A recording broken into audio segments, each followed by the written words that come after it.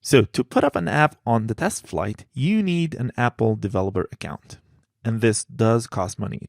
Once you have the developer account approved, you will see this screen where you can control the membership certificate, iTunes Connect, and other stuff in here.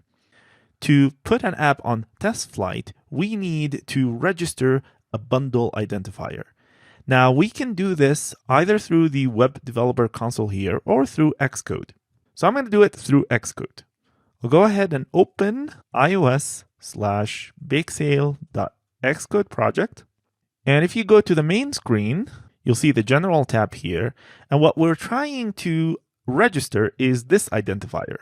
And it's by default generated like that. You don't have to use the exact same thing. Usually it's the domain in reverse. So I'm going to actually do that. I'm going to go with com.bakesale for good.bakesale. So this is now my bundle identifier, and I can go to the console and register it, but we can also register it here in the capabilities tab.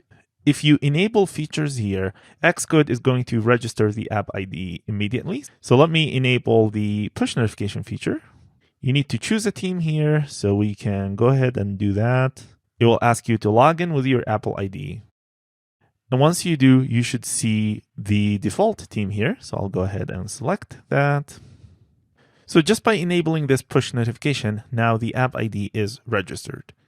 And you can go to certificates, IDs, and profiles to make sure the app ID was registered successfully. So now that we have an app ID, we need to create the app on the iTunes Connect.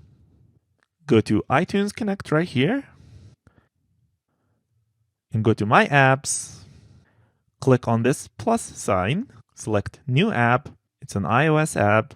And the name is Bakesale. Language is English. And here is the bundle ID, the one that I just registered through Xcode. And give the app also some kind of unique identifier here. So I'll go with 00042. Create. So it looks like the name Bakesale is already used. So we'll pick another one. And you'll need to pick a different unique name as well. So I'm going to go with Bakesale for good. And you'll get to this screen, which has App Store information, features, TestFlight, and activity. And what we need is TestFlight. So if you go to TestFlight, it will give you an empty screen because we don't have any builds yet. So the next step is to create a build for our app and submit it to the App Store. And we can do both through Xcode. So going back to Xcode, every time you want to do a build, you want to increment the version here. Either increment the major version, minor version number, or the build number. Now this is our first build, so we don't need to increment. We do need to change this target into a generic iOS device.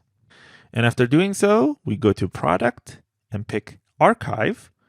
And the archive option means build a release that we can upload to the App Store.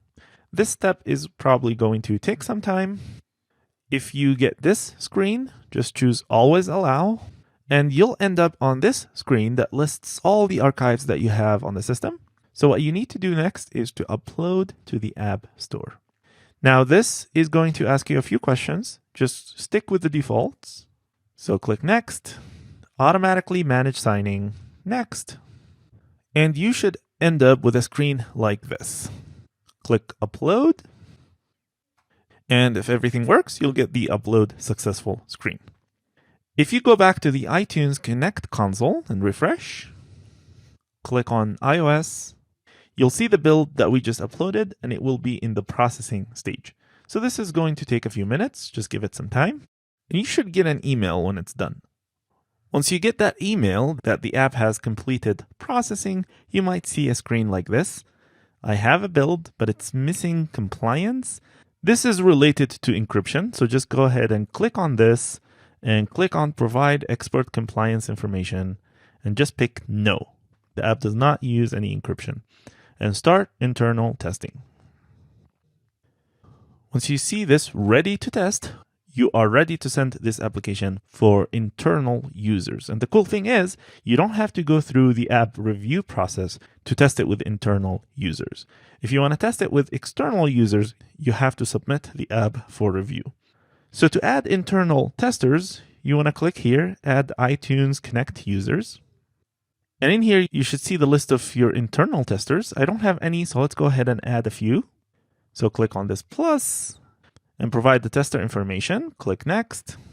And there you go. Kyle is now in the system, and he has been sent a confirmation email as part of this testing team. And after Kyle accepts the invitation, we can go to add testers. We can select the testers that we want on this project. I'll go ahead and select myself as well and click add. And this will send an invitation for Kyle and myself to test this app using the TestFlight app on our iPhones. Once you're done testing with the app and you're ready to publish the app, you want to submit it to the App Store. Go to the App Store tab in here. Make sure all the information that is required here is filled out. Go to the Prepare for Submission. And in here, you need to do a few things. You need to add some actual screenshots from the app in here. You need to fill some of this information and select the build before you submit the app. So you can select the build that we just did. And once everything is ready here, you can submit for review.